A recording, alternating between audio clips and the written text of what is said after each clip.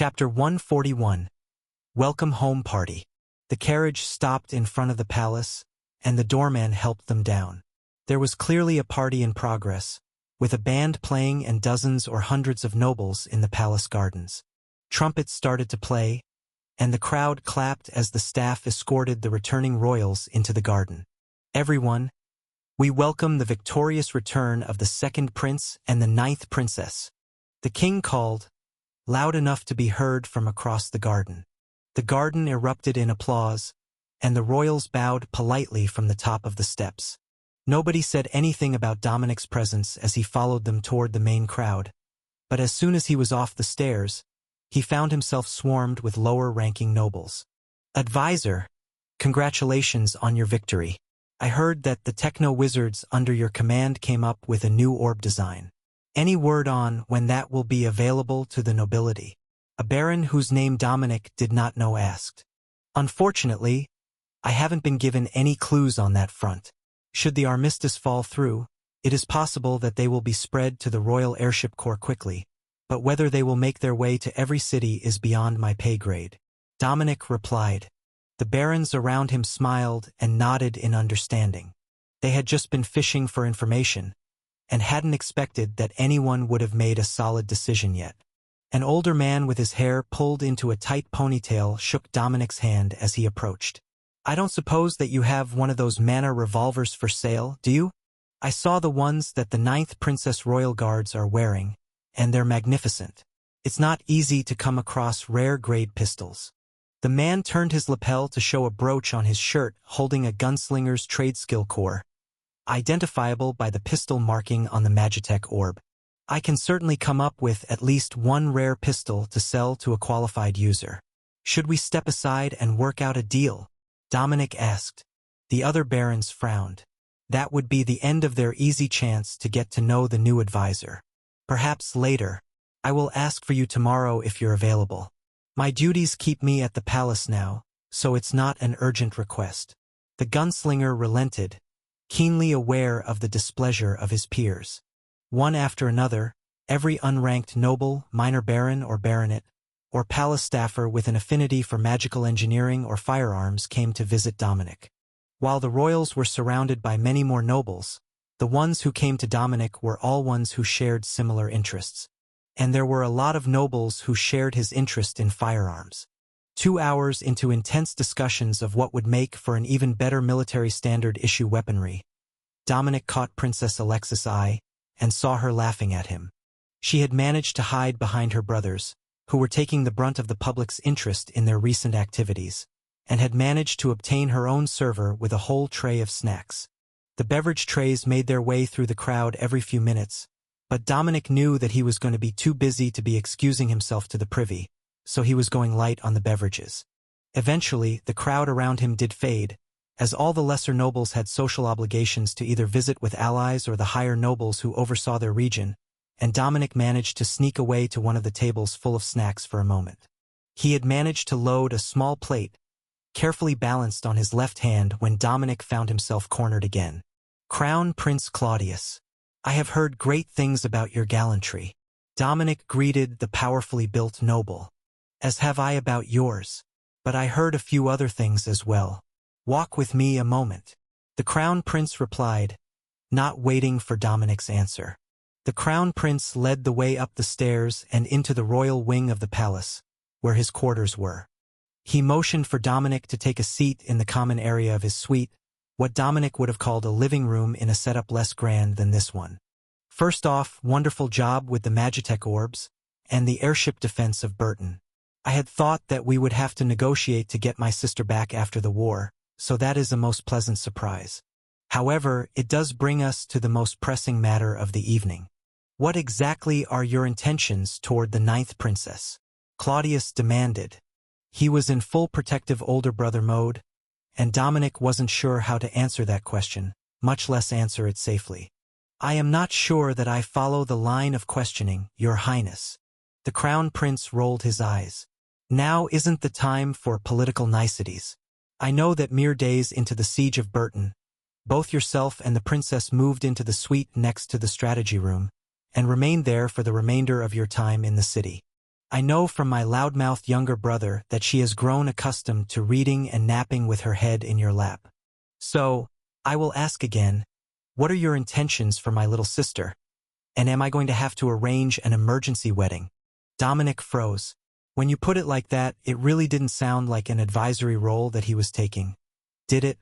I can assure you that nothing happened which might necessitate an emergency wedding. Though I will admit that the line between close friend and advisor may have become blurry. Dominic offered, hoping that might calm the crown prince's growing rage a little. Claudius nodded. Well, that is a relief.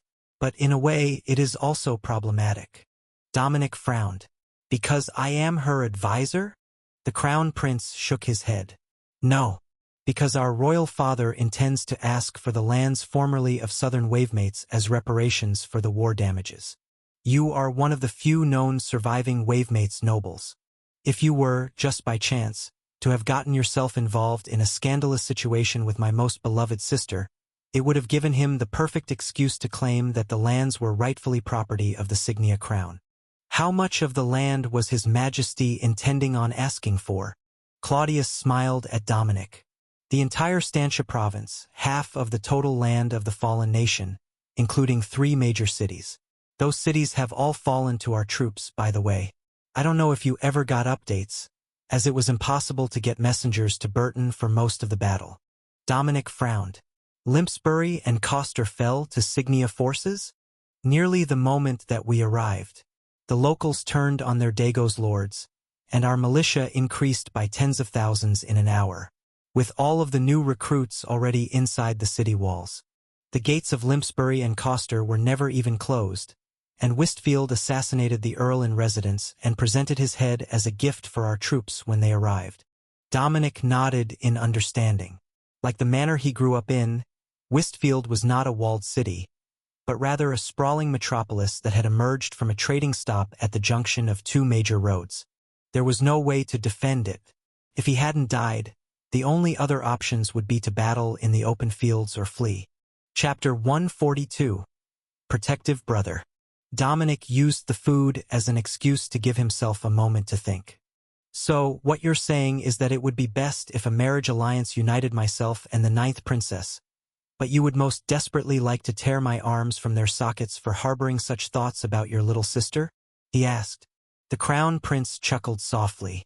I like it when a man understands the position that he is in.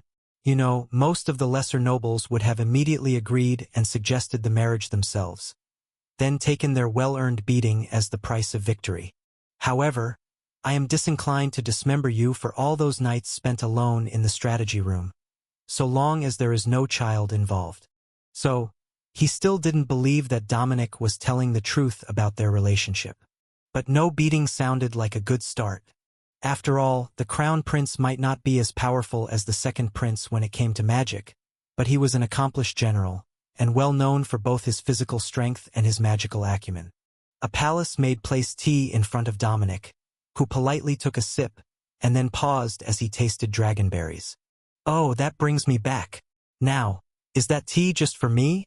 Or are things going to get interesting here as well? Dominic demanded, flaring with magical power as he prepared to keep the maid from fleeing. Calm down, advisor. It is simply a test prepared for you, to ensure that the rumors of your royal lineage were fact and not carefully crafted fiction. Claudius demanded before Dominic could do anything to harm his staff. Dominic sighed and took another sip of the tea. I do love the taste of dragonberries. Yes, I have enough Wavemates dragonkin lineage that the berries won't harm me, even if I eat them as a side dish. But I suppose that you knew that already. What now? Claudius gave him a smile that promised great pain. Now, my father has insisted that you will be part of the marriage alliance search for my dear sister Alexis.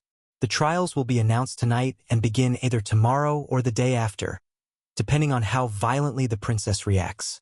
Who are the other candidates? If you can tell me, that is. So far as I know, the options are the 3rd son of Duke North of West Kyria, Marquis Bridgegover of Midfield, the younger sons of 6 Signia nobles, and yourself. There were 3 Dagos nobles who had written formal petitions for an alliance, but they all perished in the war. The crown prince explained.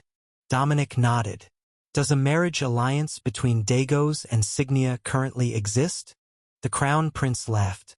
Oh, indeed there is one, though it may be some time before my naughty wife is suitably contrite for her role in withholding information about her father's plans from me.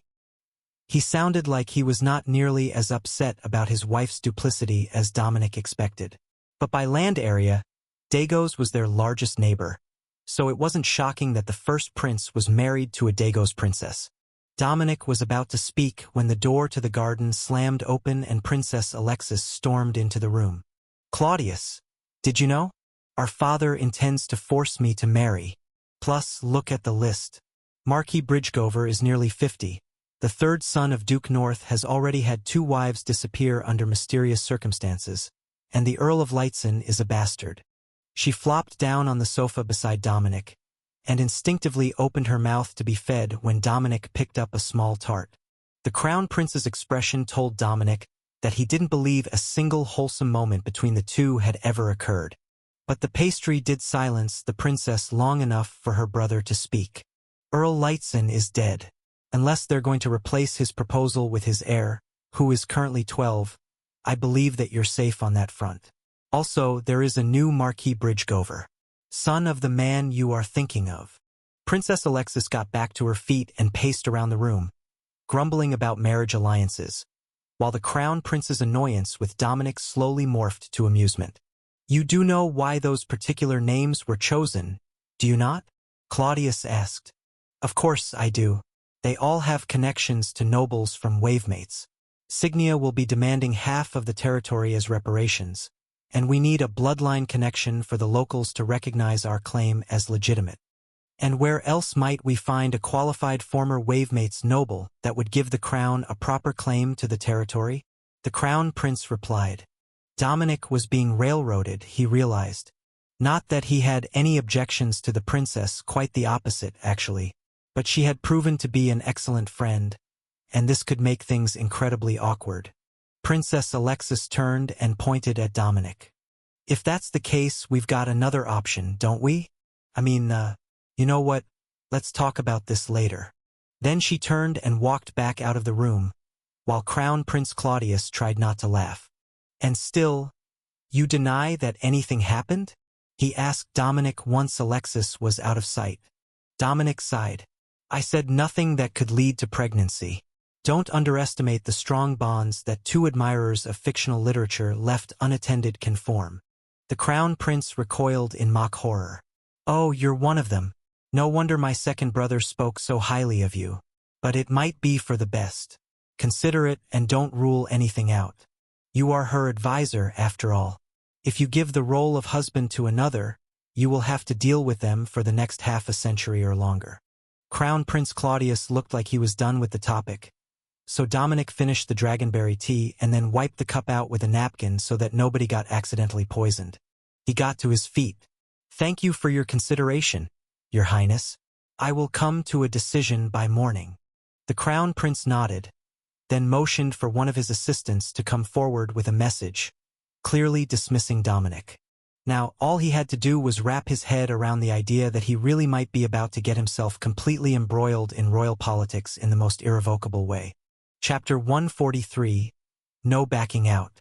Dominic returned to his room in the apprentice portion of Pop's suite and found the old dwarf sitting with his feet up in the main room, drinking whiskey from the bottle. Rough day? He asked, but Pops didn't even look up. The old dwarf sighed as he drank. It's been an entire rough month. But I probably should have expected it. Dagos put up a great front when they pretended to be allies, and their agents infiltrated everything within the palace, and some spots within the city as well. All through apparently legitimate hiring processes. We've been weeding them out since you left, and let me tell you, there was some real chaos when they realized that the princess was gone. Your trick of sneaking her out as your girlfriend worked amazingly well. It took them 2 weeks to realize that they weren't missing a staff member and that nobody had quit to go on the run with you. Now, the battles have calmed down, and we have to put up with idiot nobles demanding everything under the sun as rewards for their contributions, and all the ridiculous requests that they can think of as so-called security upgrades to their estates. Naturally, they want them all expedited by the crown, in case Dagos doesn't agree to the armistice. Dominic nodded. So, there is a lot of work to do, and I'm assuming not nearly enough people to do it. Exactly. But that's not your problem today. There will be visitors for you later, I assume. Every time there are awards for military merit, the vultures come crawling from the woodwork, looking for a leg to hug. They will want you to pick something that benefits them, and might possibly benefit you later. Normally, I tell them to piss off, but you've got a better reputation, so you can pretend to consider their ideas. Just be sure not to give them an answer that they can take as a positive agreement, or they'll try to hold you to it forever. Pops elaborated. But the first visitor that came to the door was not an opportunistic noble looking to get ahead. Instead, it was a member of the Royal Guard. Sorcerer Dominic. I heard that you might have mana revolvers for sale. He greeted them from the door. I do. They're mana usage only, but I have a number of them. Uncommon quality, level 10. Dominic agreed. Made with clay to steel? Pops asked. Dominic nodded. Not the most durable weapons in the world, but as far as mana revolvers go, they're not too bad. Dominic set a pair of them on the table and the guard smiled. I know about the clay to steel spell. It's not perfect, but it's functional enough. I would have never thought someone would use it to make Magitech pistols, though. That's just crazy talk. Honestly, I would be surprised that it worked at all, but you are a sorcerer. Do you offer a Royal Guard discount? Dominic chuckled. Normally, the Royal Guard could just requisition it, and then you would wait and hope to be repaid at some later point. I can give you a 2-for-1 discount. Dominic offered. The guard chuckled and passed over a cloth bag of mana cores. Dominic put it in his storage and handed over the pistols, which the guard holstered on his hips. Ah, that is good. They're made to the standard production size for gunslinger revolvers. I was worried I would need to get new holsters made. Pleasure doing business with you. I'm off to the range to test the new pistols.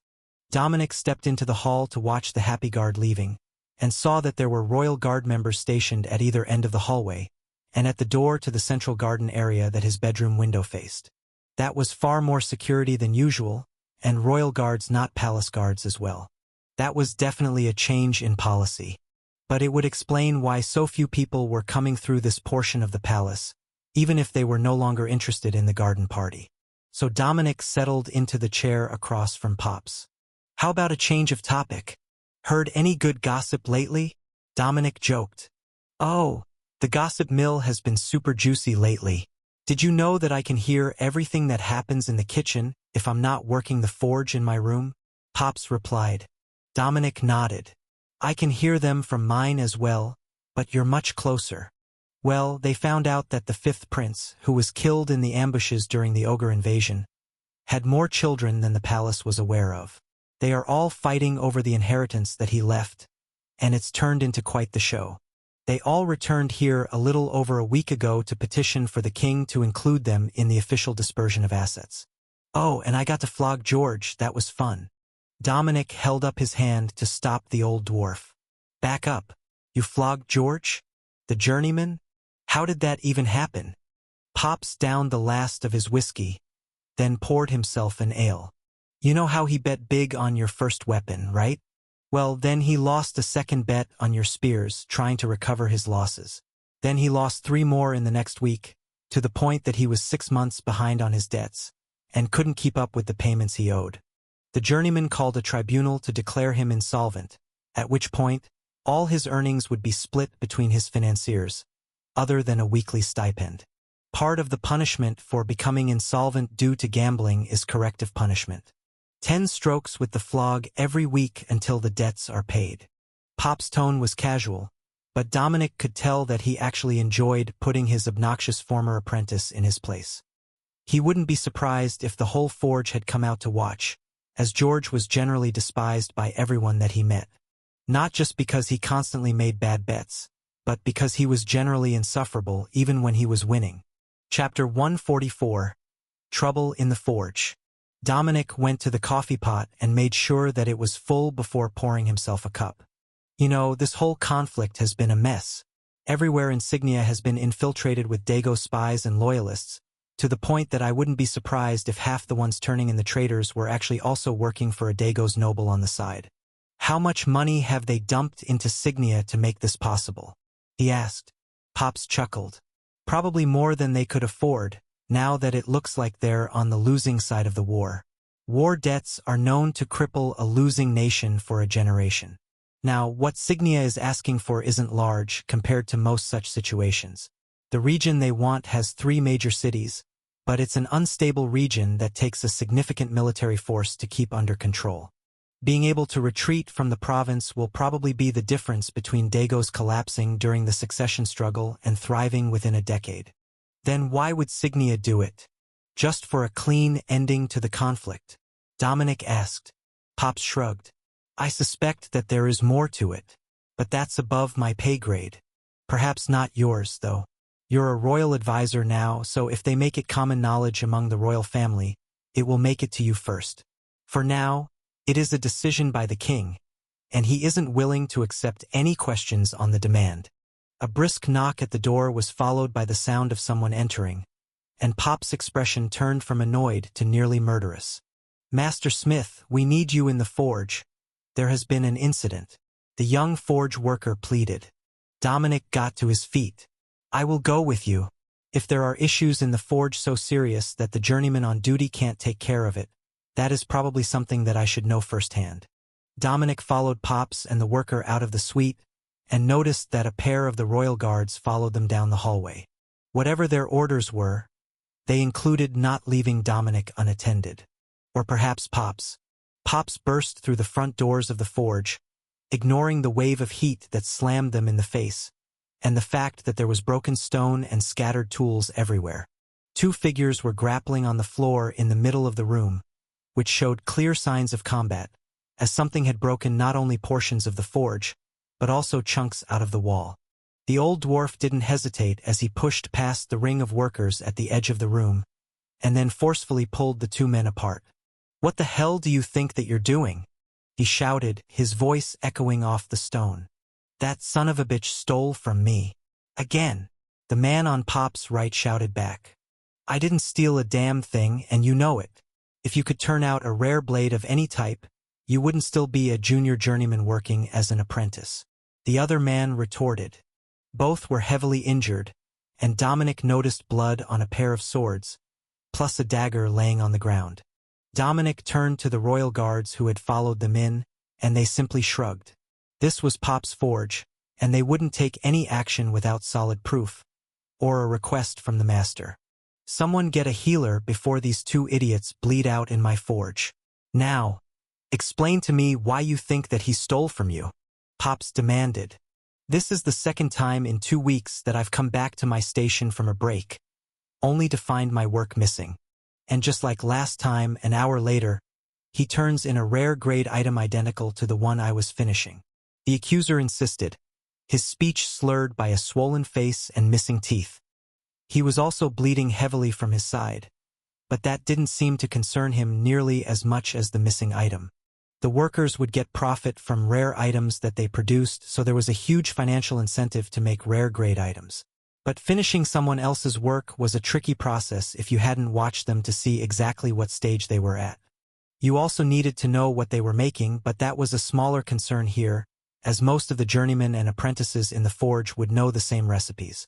Pop's sight. Do we have the weapon in question? One of the other journeymen nodded. It's still in the armory. Once the fight started, we locked everything down and sent for you. Pops nodded, and stomped over to the armory cage where all the journeyman-made items were kept. Dominic, keep an eye on them. If they keep fighting, just blast them and put them out of my misery. The old dwarf insisted. A few of the apprentices chuckled at what they thought was a misspoken phrase. But Dominic knew what he meant. Pops was sick of dealing with their nonsense, and he didn't care if it ended with them fired or dead.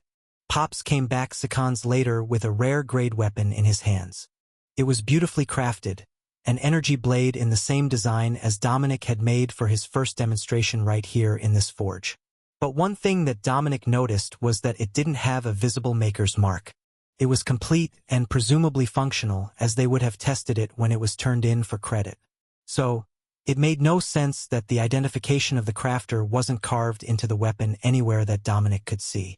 That definitely wasn't normal, and it didn't bode well for the chances of solving this without more drama.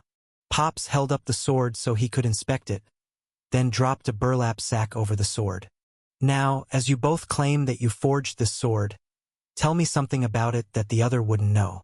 Write it on a paper sheet, and then I will ask each of you a set of questions.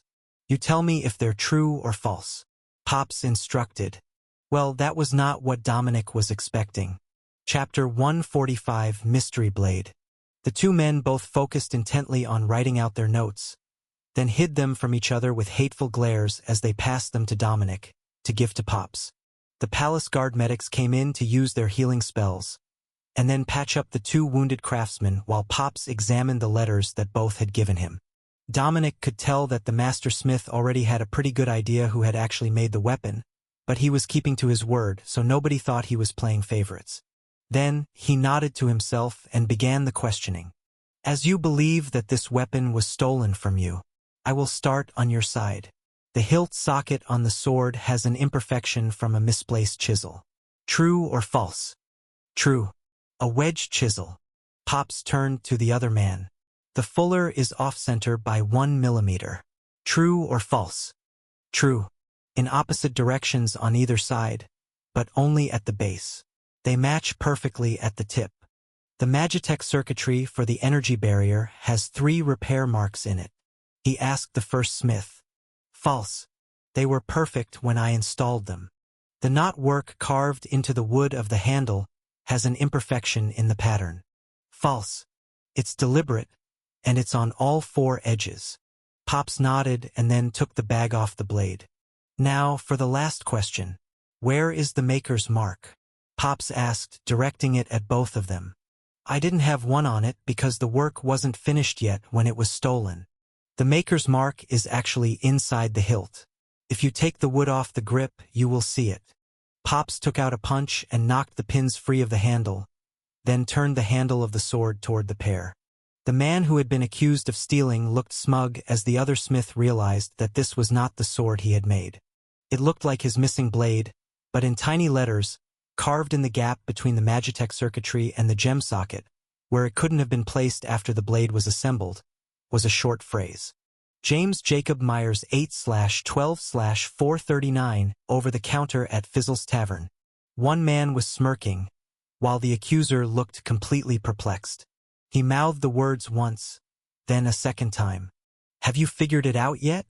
It's the date your oldest son was conceived. Shame you couldn't be there for it. The man who believed this was his stolen blade launched himself at the other smith, dagger in his hand. But his opponent wasn't dumb enough to taunt someone like that without expecting violent retaliation. He stepped forward to grab his hand, stopping the strike until the palace guards could pull them apart again. Take their storage devices, Pops ordered. Both men turned over their storage items, which Pops looked through, then handed back. The missing blade is not in either item. I want the entire forge searched. Find the missing blade. If anyone knows where it went, you had better tell me now, Pops ordered. The apprentices scattered, searching the forge for the missing weapon, while Pops looked at the other journeymen who would have been working in the same area as these two. While we may have sorted the origin of the blade that Journeyman Jacobs turned in, we are still missing one nearly complete weapon that is virtually identical to this one. I want to know where it went and everything that happened in the forge in the hours leading up to this incident. Pops demanded, then he smiled. Fortunately for us all, we have a council present if we need to make this a criminal matter. 2 masters of the forge, a royal advisor, and 2 royal guards. We will get to the bottom of this nonsense before my coffee gets cold. And I'm not afraid to clean house and start over with a fresh batch of apprentices. Pops insisted. There was a long moment of silence, punctuated by the apprentices searching the most improbable spots, looking for the missing blade. Finally, one of the journeymen spoke up. It's on top of the forge vent. Those 2 have been messing with each other for years. I admit, today they took it way too far, but it's far from the first time that they've played pranks on each other. A pair of apprentices brought over a ladder and pulled down a mostly complete sword from the top of the vent cover. To Dominic, it looked just like the other one, but just a few steps from completed. The level of mimicry shown by the first blade was astonishing. Pop sighed as he looked at the weapon, then at the two wounded journeymen, who were being restrained by the palace guards. Dominic couldn't blame James for that particular necessity. Jacob had just publicly announced that he had been having an affair with the man's wife, and had fathered the man's oldest son. That was absolutely brutal, and he should probably sleep with one eye open and an extra lock on the door. What am I going to do with you two? Obviously, you can't be trusted to behave.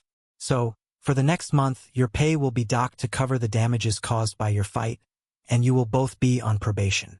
Journeyman James, you will remain on the late morning shift start time.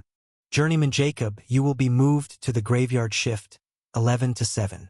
If there are any more complaints about either of you, you are gone. And I mean gone, without a royal referral for your time here. Pops informed them. That looked like it was enough to get them to behave, at least for a little while. But first, you have both earned a written reprimand and an evening in the brig to cool your heads before you go back to your duties. Then Pops turned to the crowd. I expect better out of all of you.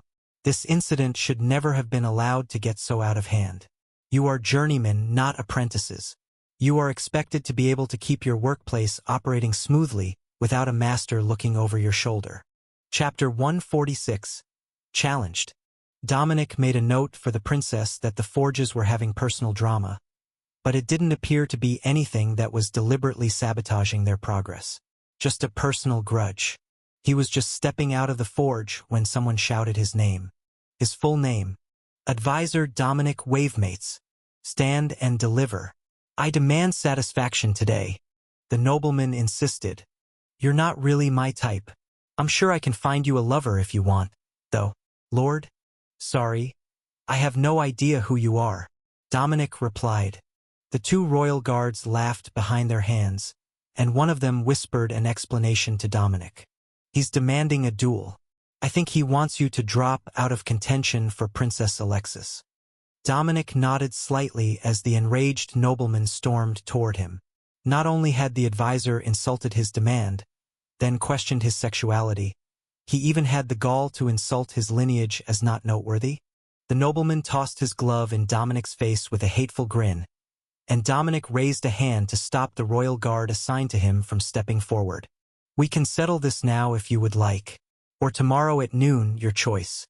Dominic agreed, then picked up the glove and threw it back in its owner's face. I, Jonathan, third son of Baron Donfarley, will settle this today. Magitech duel, pistols at 10 paces. All of the forge workers were pouring out into the courtyard now, their previous issues forgotten. Dominic frowned as he saw the pistol at the man's hip. An uncommon Magitech pistol, level 5. But more importantly, it was in a quick-draw holster. Well, there was nothing to be done about it right now. Dominic took out a rare grade mana revolver he had made at level 20, as he was intending to sell it later, and tucked it into his belt. The royal guard cleared his throat. The contestants will start back to back. Take 10 paces, then turn to face each other. They may draw and fire when I ring the bell, he announced. More royal guards came running out of the palace, along with Princess Alexis and Crown Prince Claudius. Well, we've got a right proper audience today. You will have your resolution, Dominic noted. Idiot should have demanded a magical duel. Pops grumbled. A magical duel prohibited the use of projectile weapons and other non-magical attacks. It wouldn't even be a fight, and more than likely the challenger would have dropped out and left the marriage trials in shame. But Dominic didn't know that. He also didn't know that the trials had started, or that anyone was likely to challenge him to a duel instead of trying for supremacy in the king's trials. A royal guard stepped forward and handed Dominic a handkerchief. From my mistress, to bring you luck, Colonel Wilkes explained. Dominic nodded solemnly and tied the gift around his right wrist. That was how the tradition went in the romance books that Alexis loved to read, though it was outdated, and normally the present was put in a pocket for safekeeping these days. Dominic walked up to Lord Jonathan and nodded, then turned so they could stand back to back. His opponent was visibly shaking with nerves, but as the royal guard called the paces, his steps were steady. 8, 9, 10. Turn and face your opponent, he declared. Dominic stared into the eyes of this audacious young lord. There was fear but also confidence. Most likely he was a trained gunfighter, Dominic assumed. But his hands were still shaking. Ding! Dominic didn't hesitate when the first notes of the bell reached his ear and simply tilted the pistol back in its pouch, not bothering to draw it completely. The click of the trigger and a surge of mana let Dominic know his timing was correct, and his opponent's eyes went wide. Ping! Dominic felt his left shoulder pushed back just as he fired, and then watched as the pistol flew free of his opponent's hand. Lord Jonathan held his hand and howled in pain as he collapsed to his knees. Dominic had been the second to fire, and his shot was off target. The bullet had hit the handle of his opponent's pistol, going through the fingers and out through the palm. The mana bullet was not intended to be used on humans. Not at level 20. It had taken half his hand off, and the bleeding was intense. Do you yield? Or will you continue? The Royal Guard referee demanded. I will continue, Dominic insisted. They waited a moment for the young nobleman to recover his wits, but before he could speak, he passed out from blood loss. Healers, tend to the young lord. Advisor Dominic has won the duel, and Lord Jonathan will withdraw from contention for the position of royal consort. The referee announced. Princess Alexis ran over to Dominic and pulled his robes open, then patted at his chest in confusion. Where did it hit? She asked. Left shoulder. I'm fine, see? Mage armor is still active. It didn't puncture. Dominic replied. Alexis stepped back and Dominic felt his head snap to the side as the slap hit his cheek. Don't you ever scare me like that again. If you had armor on, you should have told me. Dominic heard many gasps, and a few guards snickering quietly at her demand. Yes, Your Highness. I was remiss in my duties. Dominic agreed enthusiastically. Alexis blushed as she realized she had made a spectacle of herself, and then deeper as she slowly wrapped her mind around the fact that her first instinct was to keep him from getting hurt, even though this was a duel for the right to pursue her in marriage. She had never had any intention of being anyone's blushing bride, but the simple and earnest way that Dominic smiled at her did something to her resolve. Like maybe if it were to him, it might not be so bad to be a married woman. Chapter 147. Claim defended. Princess Alexis turned and elegantly returned to the palace, leaving the rest of the crowd to gossip about the strange interaction that they had just witnessed. Unfortunately, that also included her oldest brother, the Crown Prince. Lord Sorcerer, it is good to see that you would so vocally defend your intention to court my sister, and the Crown thanks you for your leniency in not aiming for a fatal strike. Claudius began, his ice-blue eyes sparkling with amusement that didn't reach his voice. Your Highness, I can't say that I had expected to be in this situation today. I had simply come to accompany my master while he settled a dispute in the forge. Dominic replied.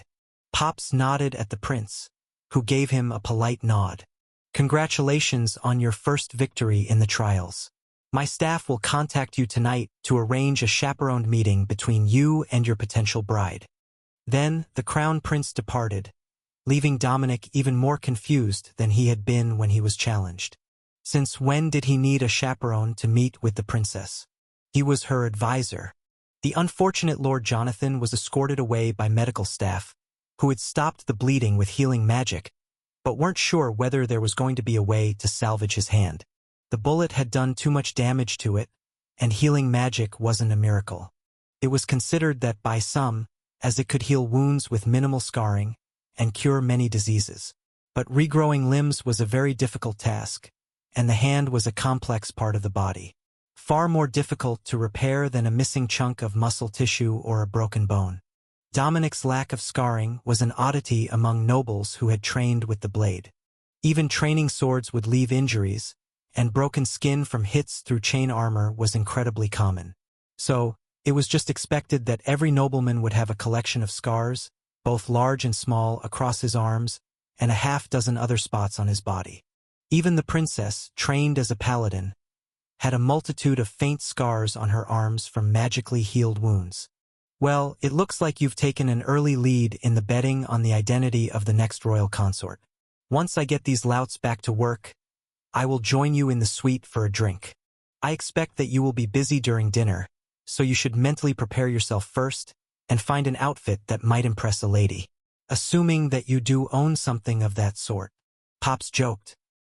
He knew full well that Dominic was likely to either wear sorcerer robes to dinner or do his best with the uniform outfits that he was given when he started working as a royal advisor. Dominic gave the other forge workers a sympathetic smile, then headed back into the palace with the pair of royal guards behind him. So they were assigned to watch him and not Pops. Once they were inside and away from the attention of the nobles and the staff, one of the guards stepped up beside Dominic to whisper to him. You should stop in at the supply room and get a holster for that pistol. You're not always going to be able to shrug off firing second. Plus, you need to look good for dinner. Do you have an idea of what you will wear? Dominic paused. He hadn't thought about that. He had been wearing robes with armor for ages. Thank you. We should stop at the tailor as well and see if they have something in stock. I have just the right outfit in mind. And he did. It wasn't his own original fashion idea, but the male lead of the romance novel that Alexis was reading wore black leather pants with a black silk shirt, unbuttoned halfway down the front. Dominic didn't think that he could get away with that at a formal dinner. He could do the rest of the outfit correctly. Maybe not the shirt, though. Black shirts and blonde hair weren't a great combination. It just made his head look extra bright. Perhaps if he got a fancy one with some golden decoration to pull the light colors down, the experts would know. The tailor was closer, so that was where Dominic headed first. The master was on duty when he arrived, and the old man had a huge smile for Dominic. I suspected that you would be here soon. Now, let's get you all ready for your big date. What style are you going with? Naval with brass accessories? Perhaps something regal? Lace and ruffles for that elegant sense of timeless wealth. Dominic smiled. Are you familiar with the sort of outfits that the rakish noblemen of ladies' romance books wear? The old man laughed. Oh, I know exactly what you're thinking. Now, let's see what we actually have for it. It's not the sort of thing that is requested from the palace tailors often, but I should have something. He went into a back room and Dominic could hear him humming happily as he searched for the right look. Here, I have a few options. Start with the dark brown leather pants. They're a more modern style with side pouches for Magitech storage. Wear that with a pistol belt, just leave the munitions loops empty, as it's prohibited to display explosives or weapons in the royal dining room. Now, I've got a royal blue silk shirt that matches your eyes pretty well, but it is also exactly the color of hers. Try those on, and we will see if it's too informal for a royal dinner. Dominic stepped behind the dressing curtain and came back out a minute later. The belt is too much, but keep that one anyhow. I heard that you need one. I will be back. Dominic sighed. How did the news of the duel make it here before we did? Is there some special gossip-spreading device in the palace? The guard laughed. You underestimate the power of gossip. Half the city knows some version of current events by now. Chapter 148. Fashionable Dominic. 15 minutes later, Dominic had a hefty bill paid, and a half-dozen suitable outfits for royal events where he was not wearing sorcerer robes, at the small price of 2 months' wages. But with the reward that he had gotten from the first round of attacks, Dominic still had a fairly significant amount of wealth stored in his cube and ring. It was a strange feeling to realize that he was actually wealthy for once, but all his daily expenses were normally covered, so he rarely spent anything. Pops walked in after most of an hour and found Dominic polishing his boots in preparation for the evening's formal dinner. Good, you're ready. We have a lot of catching up to do. How did you even end up in consideration to be engaged to the princess? I'm assuming it's a matter of politics. The old dwarf asked. Dominic nodded. They're going to ask for Southern Wavemates as reparations for the war. So they need a link to the old Wavemates nobility or royalty.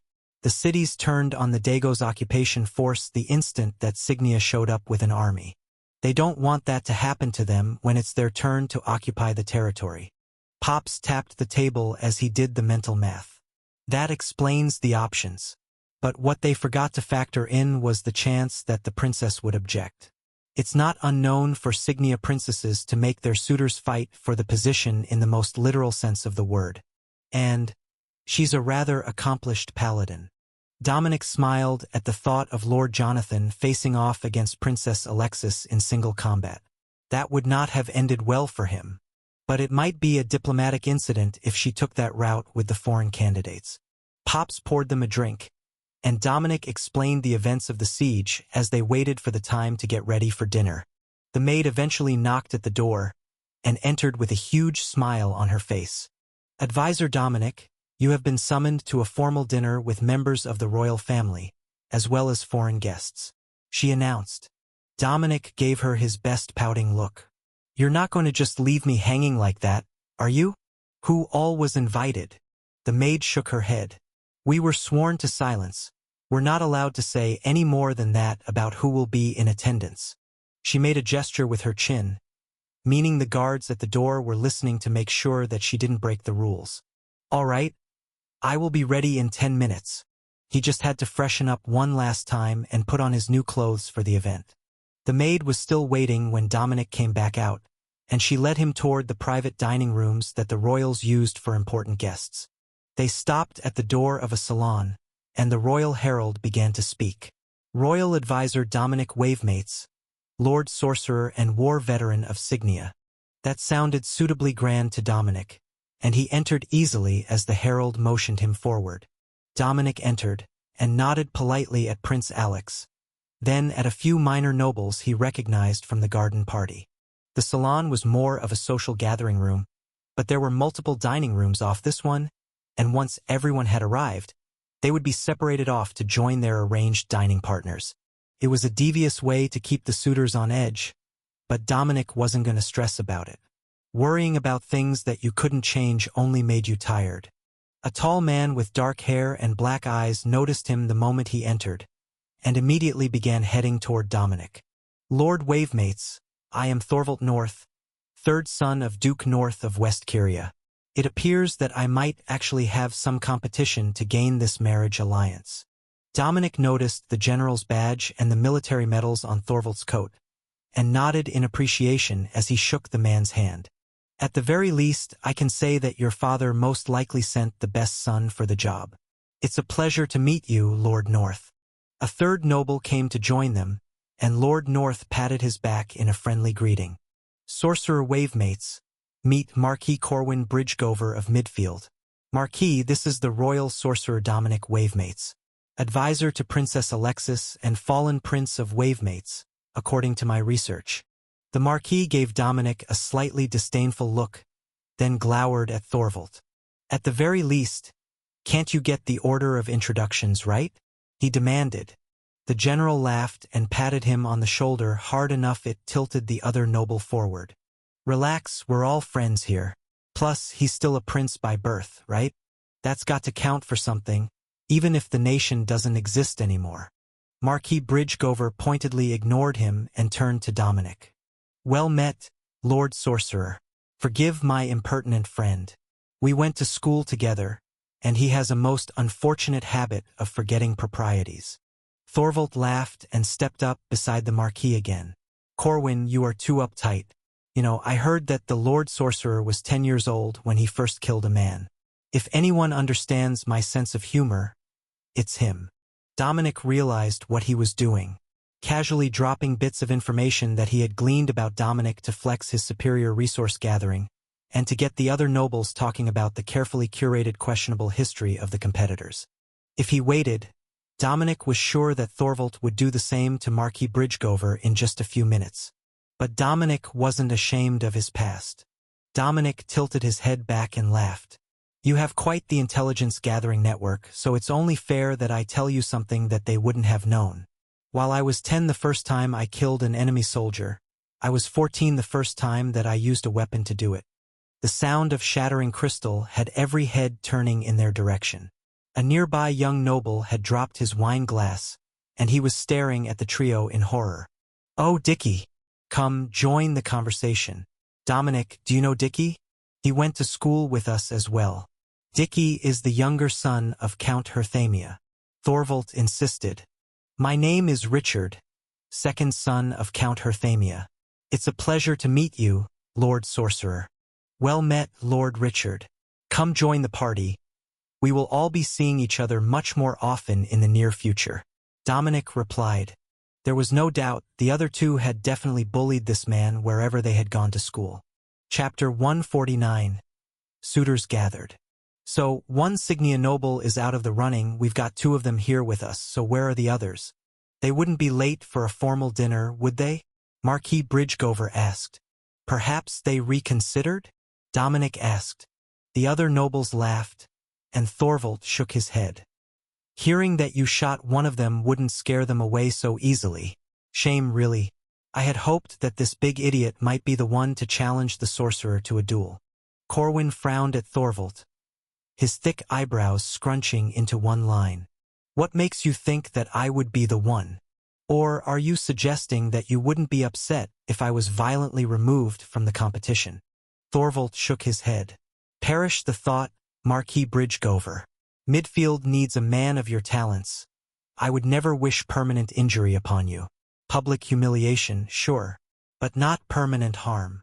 The Marquis sighed and shook his head, used to his childhood friend's antics. Curiously, Dominic noticed that nobody appeared to see through Thorvald's boisterous buffoon act. They all treated him as the crazy friend, and Thorvald was happy to go with it. But Dominic knew that wasn't his natural state. It was just an act he put on for their benefit. Dickie motioned behind them. The others are already here. They were in a side room, and just came out. The two foreign nobles turned to assess the remaining four nobles, then immediately dismissed them. Dominic wasn't as fast to dismiss them as contenders, but they were not wealthy men, and they were wearing luxury clothes a decade out of style, most likely handed down from an older brother, as they showed some signs of wear. They were putting on the proper noble airs, but the difference between them and the wealthier nobles was easy to spot. They were also avoiding coming over to greet the group that Dominic was with. A united front of sorts, with the Signia nobles separate from the foreigners, and one foreign-educated local. They all went to Biverlow Academy together. It's more common with barons and merchants, but I am told that the military training is quite impressive. Dickie explained. Was Lord Jonathan part of that group? Dominic asked. The nervous noble nodded. The leader of their social group, in a way. But I don't think that will last, now that his right hand needs so much reconstruction. It might have been a mercy for him to be killed in battle. At least then his family would have gotten the death stipend from your match, not a crippled son who can no longer hold a pen or a sword. Dickie was becoming more confident as he spoke to Dominic, coming out from under the effects of years of bullying by the other two nobles present. Dominic patted him on the shoulder. I'm sure it won't be so bad. There is a man here in the castle with a magitech hand that can do both of those things, and Lord Jonathan is only missing half of his. Rigging up a pair of fingers for gripping shouldn't be beyond the artificers. But I would assume that will be his last duel challenge. Presenting the Crown Prince, Claudius Cygnus, and the second Prince, Alex Cygnus. The crier announced. Every head in the room turned to the new arrivals, and the nobles bowed politely. Presenting the 8th and 9th princesses. The crier called. The difference in presentation annoyed Dominic. Sure, their last names would likely change with marriage, but they could at least introduce them by their given names. He had already covered this chapter in the etiquette book, and it was deemed too informal for the majority of people to greet them by their given names before they were married, so they simply weren't introduced by name during marriage negotiations. A way of helping remind young and junior nobles how to address them. Then Dominic had to stifle a laugh as he realized that the two of them were dressed identically, right down to the hair accessories, and the single wisp of hair that escaped over their left temple. Marquis Bridgegover sighed and shook his head. So it's this again.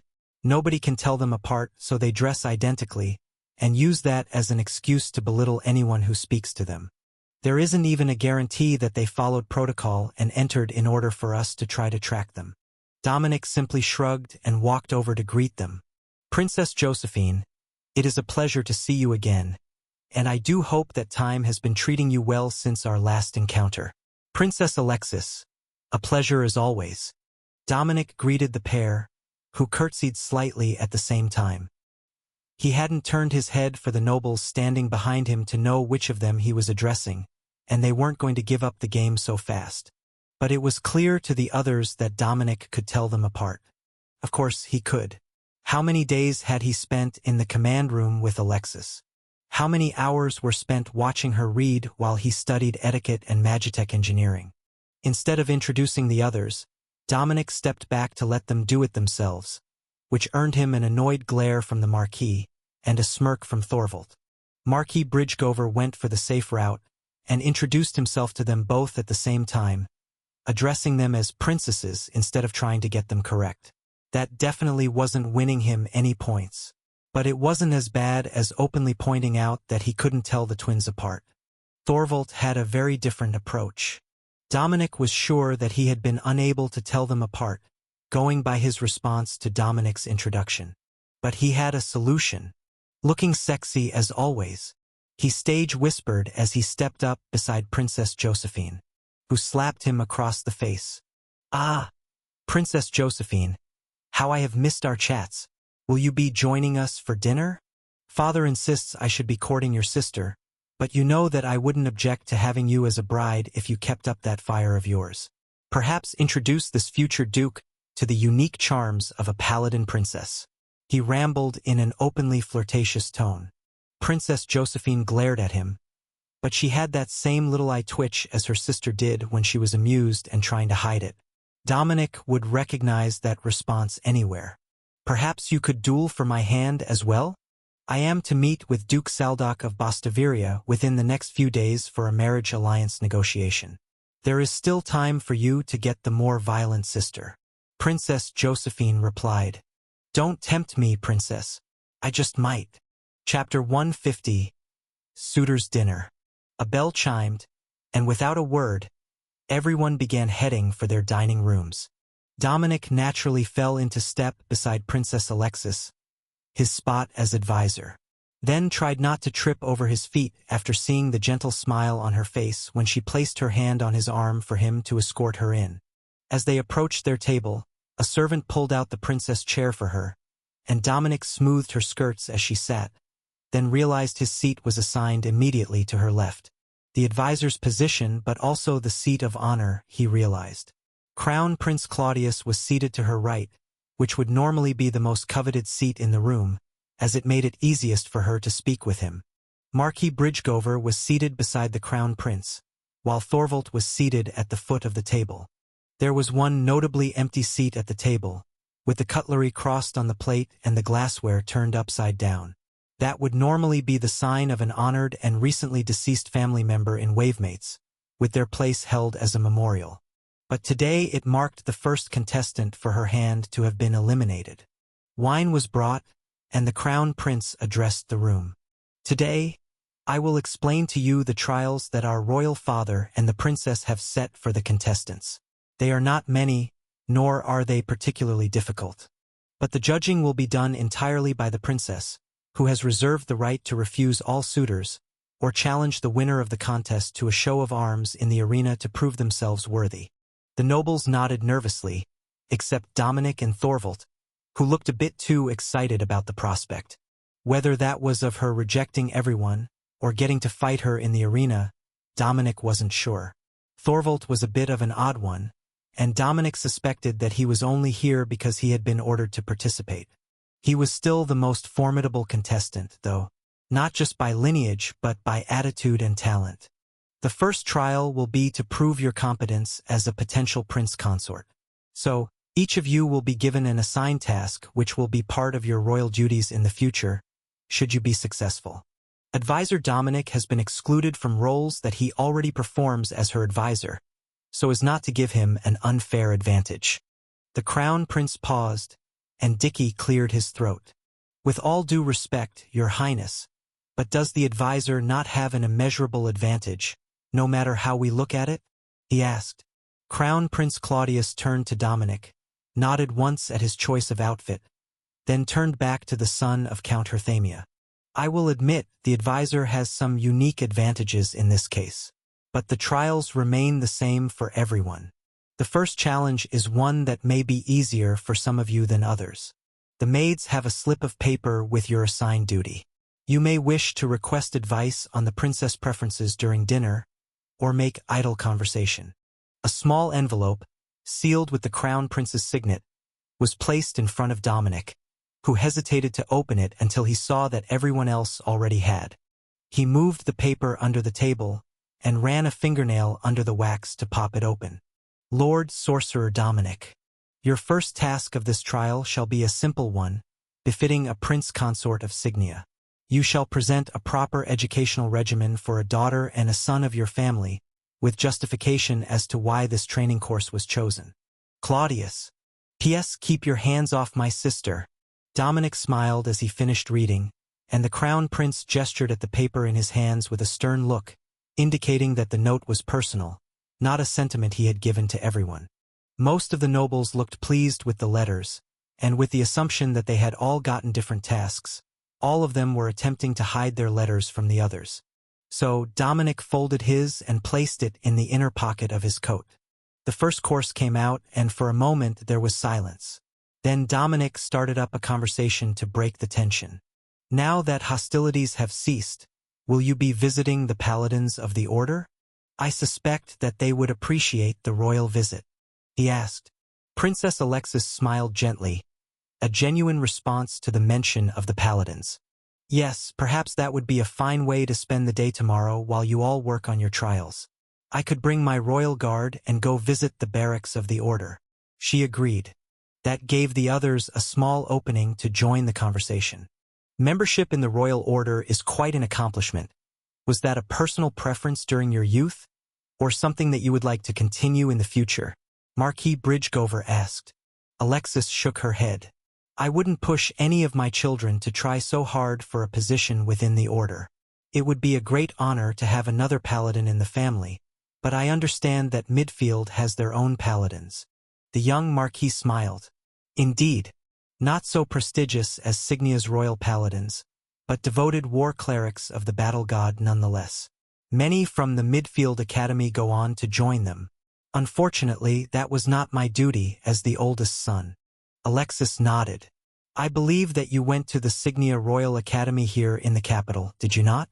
Before you left to take over your father's estate. Indeed. Most of the gentlemen here attended either the Royal Academy or the Biverlow Academy in the south.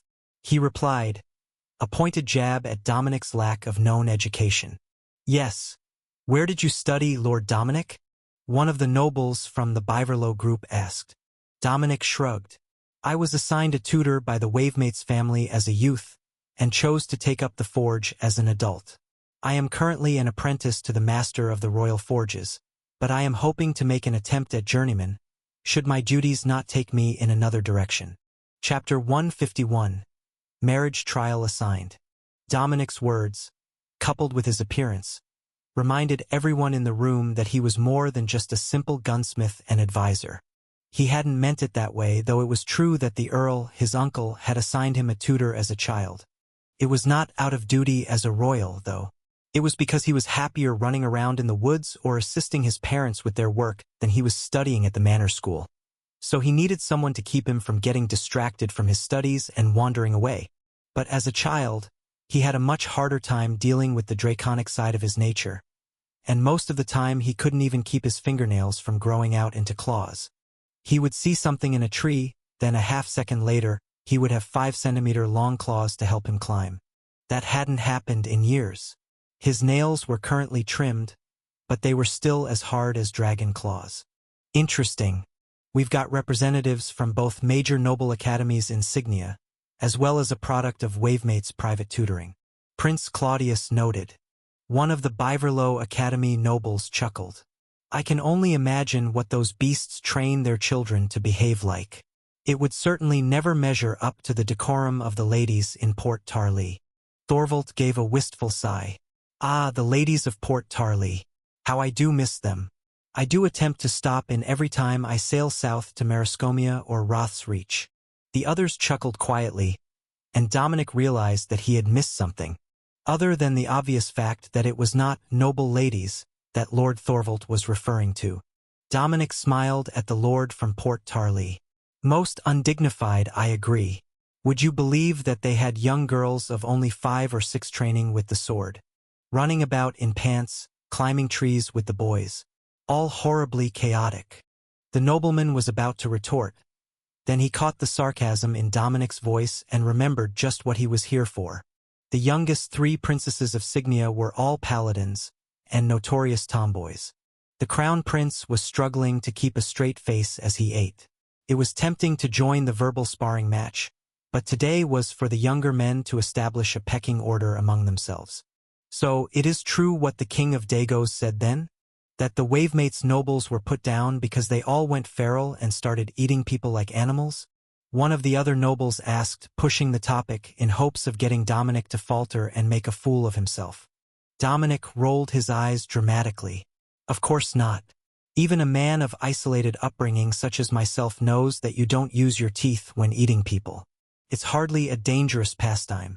The princess choked on her wine, and Dominic heard the crown prince's knee thump the underside of the table while Thorvald howled in laughter. But that's hardly dinner table discussion.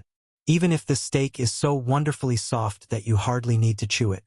My compliments to the royal chef. Dominic added. Nobody knew how to follow that comment up.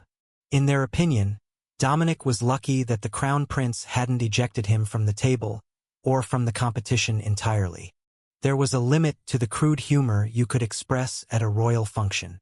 Another course was brought, and the conversation changed to the merits that the other nobles had earned for themselves.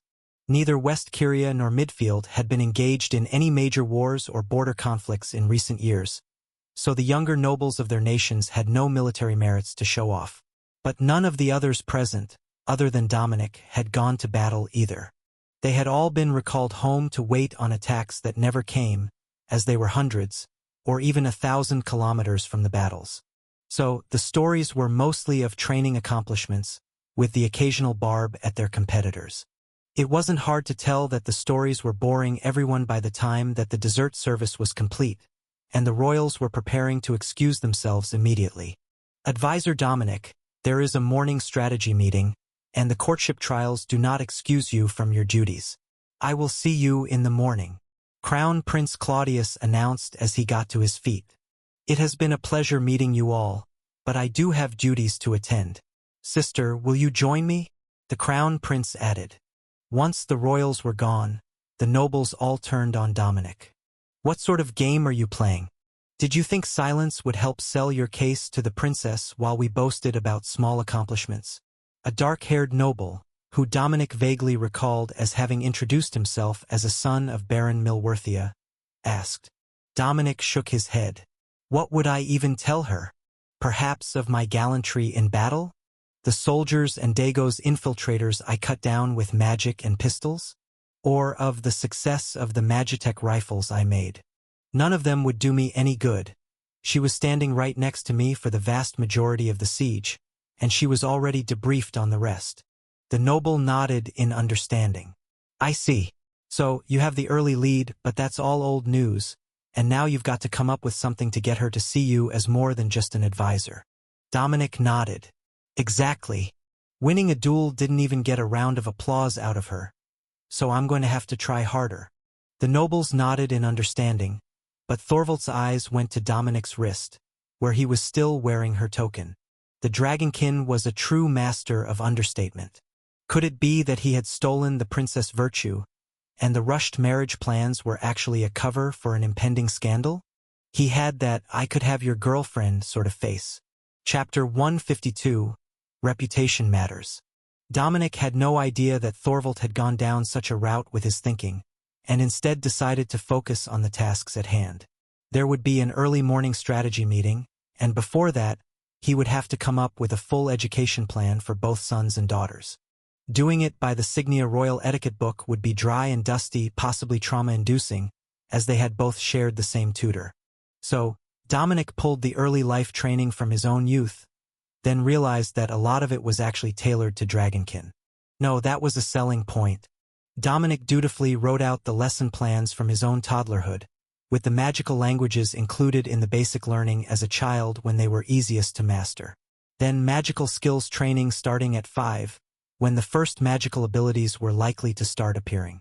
He modified all the lessons that he didn't like, in favor of versions that were more fun and more memorable. If he remembered them now, they had to be good. Of course, he didn't forget all the discipline and mental focus activities that were essential to any young magic user. Then, he went over them again, using what he remembered of the girls in the manor, as well as the princesses of Signia's stories. Between them, he thought that he had a fairly workable lesson plan. Then, Pops came out to the main room with coffee, and Dominic realized that he had been at it all night, and it was time for him to work again. "This will be a long day," he sighed, accepting the coffee gratefully. Pops chuckled. "Just remember this. Having a good wife makes everything about your life better. But better and easier aren't the same thing. Get used to sleepless nights now because you'll need to be in practice to keep everything running smoothly when children come along." The maids brought breakfast, along with the notice for Dominic to attend the princess suite before the strategy meeting. Dominic made sure that the outfit he had on was suitable both for meeting the princess as an advisor and as a potential partner. Mostly, he just picked his best robes and spent a few minutes polishing his armor and his horns before styling his hair. "Did you get your assignment finished?" It's the talk of the royal guards this morning. Everyone else thinks that they have until dinner, but the princess plans to surprise them by demanding them at lunch. The guard asked. Dominic nodded. "I ended up spending all night working on the plan, but I've got a good one. Even if they have the Lady Camilla as their governess, there is a good chance they will enjoy their studies with this curriculum." The royal guard chuckled and made a positive gesture to one of the palace guards they passed, so the man could pass the gossip along. Dominic waited as the guard knocked at the door, and then entered when the maid motioned for him. Princess Alexis was still in her dressing gown with wet hair, but she held out her hand as soon as Dominic entered. "Let's see what you've got. If it's good, I might give you a few hours after the meeting to fix it," she insisted. Dominic smiled and handed her the folder. "I think that it's a good one already." The princess skimmed through it as the maid fixed her hair. "What is all this about magic training and mental focus classes starting at a young age?" she asked. "Did you think that any child we had would be anything but a powerful magic user? They might not have an offensive innate skill, but at the very least you could expect them to be a techno-wizard or a budding young mage. Adorable little blonde heads running around trying to hex each other with sticks as wands is not out of the question. As I recall, there are techno-witches among your older sisters." Princess Alexis smiled, then shook her head. "What makes you so sure that I want kids?" Dominic shrugged. "Kids are troublesome, but I'm told that the process of acquiring them is worth all the headache. Though, the way His Majesty is going, we could just bring over a few young members of this generation when they are born." Alexis rolled her eyes at him and handed him notes for the day. "Go sit in the other room while I get dressed. Have all that information memorized before we go. They're unlikely to ask us any questions, but be prepared to remind me of anything that I might have forgotten," she insisted. Dominic sat down in the waiting room and used the arm of a comfortable chair to read, and found himself staring at the first page's title. Armistice Details. The first parts were just royal legalese about the time and date of the arrangements, the nobles involved, which Dominic tried to commit to memory, and then it got into the actual details. In exchange for returning the remainder of Dago's border to its previous extents, and for reparations due after the unprovoked hostilities, Signia requires that the Stantia province be turned over to Signia unconditionally and in its current state as of the signing of the armistice. There were details of battles from the entirety of the war listed after that, with casualties and major noble deaths listed. There were not only numerous big names, but many extended families suffering casualties. That would be crippling for Dagos, with so many of their established leaders dead during the war. Most of it appeared to be bad luck, but some of it was actually targeted action. The second prince had not been idle during the war, and Dominic noted at least 5 major nobles or their heirs who were assassinated by him before the king of Dagos was killed. Then he got to the numbers for the battle at Burton. 1 duke, 8 barons, 5 of the duke's sons, and over 70,000 other confirmed casualties. A large force retreated from the siege during the battle, either deserting or ordered to retreat. So, the numbers weren't as high as what Dominic had seen on the battlefield, but still staggering. And that didn't even count the wounded who retreated. Chapter 153, War Damages. Dominic was startled by the sound of the door slamming open. Crown Prince Claudius stormed into the room, then stopped when he realized that Dominic and Alexis were in separate rooms as she finished getting ready. "Crown Prince, good morning. There is coffee if you would like." Dominic greeted him with a genuine smile. So, Claudius really had meant the "keep your hands off my sister" part of the message. Alexis stuck her head around the corner and gave her brother an annoyed look, which he returned with a straightening of his back, emphasizing that he was the one being proper. When Dominic was just her advisor, good behavior was a simple matter of professional expectations. But now that he was also a suitor, there were other considerations and reputations to maintain. "First, brother, we are ready to head for the meeting," Alexis announced, while Claudius stood in uncomfortable silence at the door between the two rooms. Alexis moved to have Dominic escort her out of the room, but Claudius moved between them. She smirked up at him, then took his arm and stepped out of the room. "Off we go. A chaperone trip to the strategy room," she joked. Claudius sighed. "Can you not be serious, sister? I swear, you're determined to give me gray hairs before my children even reach the academy." "Surely not. Though, with your pale blonde, perhaps you already do, and it's just hidden from sight." The Crown Prince gave her an unimpressed look as they entered the strategy room, then stepped behind the desk to stand next to the king, while Dominic moved to the wall behind Princess Alexis. The meeting started out as expected, with the king and the Crown Prince going over the combat information from the war, but after half an hour, it started to take a turn that was not in the notes. "The political situation in Dagos appears to be worse than we had expected. Multiple years of crop failures have required them to borrow from the national treasury, and now from the moneylenders as well. We had intended to ask for territory as the majority of our compensation, but it appears we might not be able to recover any of the other losses. They simply don't have anything left to give. Signia took heavy damage from their stunt with the monsters, and many of our cities and towns suffered either bombing raids or paratrooper invasions. While we didn't borrow money from outside sources, that has left our finances severely strained. And the rebuilding hasn't even started yet. As such, we are going to be considering new initiatives not only to raise revenue, but to improve the state of the cities that were heavily damaged. It will be hard on all of the nobles of Signia, but I believe that we can do this without conscription," the king announced. Princess Alexis stepped back to get advice, and Dominic whispered in her ear. "If they commission large amounts of magitech to be exported to a trusted ally, and either put a tariff on foreign buyers, or have it made for the crown and then resold at a markup, they could raise revenue fast. Signia is ahead of everyone else on that front," he whispered. "Risks? That they aren't good allies, and that techno-magic comes back in the hands of a foreign army," Dominic elaborated. Princess Alexis nodded, and Dominic carefully listened to see if he could hear what the other advisors were suggesting, and what the other royals had in mind. Most of the ideas were the decentralized sort. Demand taxes from the nobles for the rebuilding, let them find a way to raise them. Unlike many kingdoms, that was Signia's preferred method, instead of taxing every resident individually. "Are there any alternative ideas?" the king asked, looking around at his children. Princess Alexis cleared her throat. "I would like to suggest that the crown purchase a large amount of magitech to distribute at a markup to foreign markets. Even if we send ships to Mare and Draxning, it should be safe enough that we can make the sale without the items presenting an imminent threat of being used against us.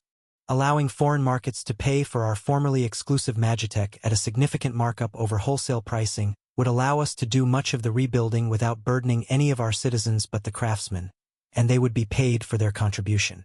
The king drummed his fingers on the table, considering the proposal.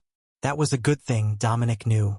It meant that he hadn't already done the cost-to-benefit analysis on the proposal, but he was seriously considering it. For the princess, that was a major victory. "All right, that sounds like a viable plan. I will talk to the council and the masters to see what is going to be possible within the constraints of safety. The first priority will be goods for our own cities and armies, but after that, an increase in international trade will help bolster the economy both in the short and the long term." Are there any other ideas? He asked. One after another, the royals shook their heads. There weren't a lot of options that would actually help them recover more quickly from the war at this point. Plus, with the potential acquisition of even more land, they were going to have to reassign more of the nobles and royals to keep the territory stable.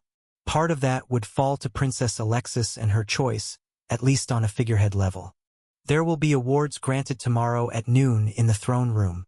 Standard arrival times apply. You've all got duties to attend, so we will start with the senior nobles and work downward, the king declared. The royals dispersed, other than the council members, and Dominic noticed that the crown prince and his advisor, an aging techno-wizard, followed him and Princess Alexis out of the meeting. Dominic stepped forward, so he was directly beside the princess, and gave her a wink when Prince Claudius cleared his throat. He took protective of his sister to a whole new level. Chapter 154. Jealous Claudius. Big brother, is there an issue? Alexis asked, smiling at him with mischief in her tone. Do you have to make this difficult for me? Father has asked that I keep the selection fair, yet everywhere I go, you're with the young master wavemates. Alexis sighed and threw up her hands. Do you hear what you're saying? He's my advisor, of course we're going to be spending time together. In your suite. Did you not have a pre-briefing meeting with your advisor? She countered. That's different. Princess Alexis gave him a taunting smirk, daring him to back up that statement, while the two advisors stood to the side. For one, we're both married men, and he doesn't have any intention of getting into my bed. Prince Claudius insisted. Alexis turned to Dominic for reinforcement, but he just shrugged. You make a cute sleeping face. I am surprised that the crown prince knew of such a hidden talent, but it appears that he does not underestimate the power of the family's secret techniques. Dominic informed her. Claudius had to struggle not to smile, then shook his head. Fine, I will back off. But you should know that the king will insist that you at least give the appearance of considering the others. Alexis put her hands on her hips, about to retort, then gestured for the crown prince to follow them into her suite. The door would block their conversation from the outside, and that should stop some of the idle palace gossip. Fine, come with me, and we can discuss the options, he declared, with no intentions of doing anything of the sort. Once the door closed, Alexis took a seat in the comfortable chair by her fireplace, every muscle tense as she prepared for her verbal sparring match with her brother. Claudius immediately raised his hands in surrender. Look, I know how you feel about marriage alliance, and the notion of princesses being married off in general, he began. Yet, you are still going along with it. You know full well that the Signia royal family has stronger ties to the Wavemates bloodline than any of the contenders, present company excluded. But there are no single princes, so one of us has to be married off because a princess doesn't count. Does she? Just a political tool to tie the families together. She ranted. You knew this was coming eventually, Claudius reminded her. And I fully intended to become a battle nun of the order to avoid it. But now that the arrangement has been announced, they're not going to allow that, are they? Alexis retorted. The crown prince's advisor turned to Dominic and whispered, Did you know about her feelings on the topic? Dominic shrugged. Of course he did. I don't see the issue. Battle nuns are sexy. The crown prince's advisor covered his mouth and chortled, desperately trying not to involve himself in their argument. The crown prince and Princess Alexis went back and forth, their argument becoming increasingly heated and focused on the treatment of princesses and their inheritance rights. The princess maintained that as they were the ones who gave birth, it should be the mother's bloodline that was passed on, not the father's. Let the men rule. But what right do they have to sell us off as political prizes to build someone else's bloodline? She finally shouted. Claudius turned to Dominic. You might be our last hope here. Once they actually get to know her, which one of the noble suitors would take her? Dominic chuckled. Probably Thorvald. He's definitely a masochist. But I know a secret that the others do not, and it is certain to help me win her heart. The crown prince cocked his head. Doubtful. They all grew up around the twin princesses. Even Alexis scoffed at the notion. Don't believe me? Second shelf, page 213. Dominic winked at the princess, who burst into laughter. That was the romance book that she was reading yesterday, and it was one that she had read during the siege as well. The page in question was one where the young noblewoman of the story had finally ended the misunderstandings between herself and her arranged marriage partner, who then spent the next 30 pages ravaging her senseless in every part of the manor. The blush crept up her cheeks, and the crown prince's frown turned into a glare. "Advisor, why do I suspect that this is a secret code for something unseemly?" he whispered to his partner. "The princess mostly reads combat tactics tomes and romance novels, Your Highness," the older advisor whispered back. Claudius looked back and forth between Dominic and Alexis, whose anger at the topic of marriage had completely faded. So he changed the topic. Sort of, "Have you found time to read through Lord Dominic's educational proposal?" he asked. "Not fully. I only skimmed it before the meeting. Would you like to go over it with me?" she asked. She handed over the short document, and Claudius began to read, nodding in certain places, frowning in others, then eventually laughing. "You did come up with a comprehensive plan, I will give it that much. But did you forget that the princess is not the only one who has to approve of the proposals put forward by the suitors?" Dominic shook his head. "I did not forget, but ultimately, she will be the one putting the plan in action and vetting the tutors for the children, won't she? No matter what everyone else might think, it will ultimately be the princess and her husband raising their children. So, I put my intentions forward, and if there are objections, I would expect that it is mostly her opinion that matters." Claudius frowned. The young dragonkin was suspiciously good with words. Did he see this interrogation coming and plan for it in advance? No, he just knew her well enough to know what to say. He had always had a soft spot for the twins, and when the idea of a marriage alliance that would move them to the border territories to secure land with their husband was proposed, he had been firmly on the side of allowing them to actually become nuns instead. The only real advantage that the dragonkin had as a suitor was that he was unlikely to raise any objections about the secret requirement that he marry into the Signia royal family as a son-in-law, instead of having a princess married into his family to secure their ties for future generations. Some of the others would not take that well when it was revealed. Chapter 155. Gaining the Upper Hand. "Your Highness, it is time to get ready for the luncheon event," Alexis maid informed them, ending the discussion. Claudius waved his hand. "Go. Get ready. And I will discuss the finer points of the parenting plan with Lord Dominic." Once she was in the other room, the crown prince turned on Dominic. "Do you feel that you have an honest chance against the others? The son of a duke, and a titled marquis, especially?" he asked. Dominic nodded. "They certainly have the advantage from the start. Generational wealth, estates, titles, and good reputations. But Magitech is a disruptive force to the balance of wealth in the world. Marquis Bridgegover has a rather sizable holding as I recall, but how long would that take me to catch? Now, obtaining land might be impossible without the favor of the crown. But now that I have the reputation of the royal forges behind my work, how hard would it be for me to sell 100 rare grade rifles? Or 1,000? At that point, it certainly wouldn't be unthinkable that I could get the daughter of an impoverished noble with no sons to arrange a marriage. However, just like the princess, that is not what I aspire to in life." Crown Prince Claudius looked to the ceiling, contemplating the truth behind Dominic's words. He wasn't wrong. Many magical engineers had become fabulously wealthy in the last generation, and the majority of them had married into noble families if they were not already from one.